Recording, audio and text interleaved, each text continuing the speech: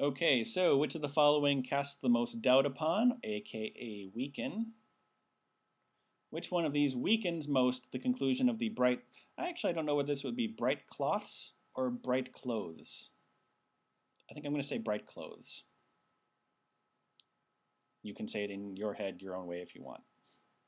Okay, so we need to cast doubt upon their conclusion. Their conclusion is that because wash more requires twice as much per load, twice as much, therefore wash more costs more. So we need to weaken this connection between using twice as much and costing more. We do know that wash more is already less expensive. So it's less expensive but requires twice as much. Therefore, wash more ends up costing more. We need a reason why it doesn't end up costing more. That would weaken bright clothes' advertisement. The advertisement of bright clothes. Anyway, A, people who use a laundry service instead of washing their clothes at home are likely to endorse wash more over bright clothes. Completely outside the scope of the passage. B, wash more gets whites really white and leaves colors bright. Good advertising slogan, bad for weakening an argument. C, bright clothes does not damage delicate fabrics like linen. Another great advertising thing, not going to weaken the argument. D, wash more costs less than half as much as bright clothes for the same size bottle.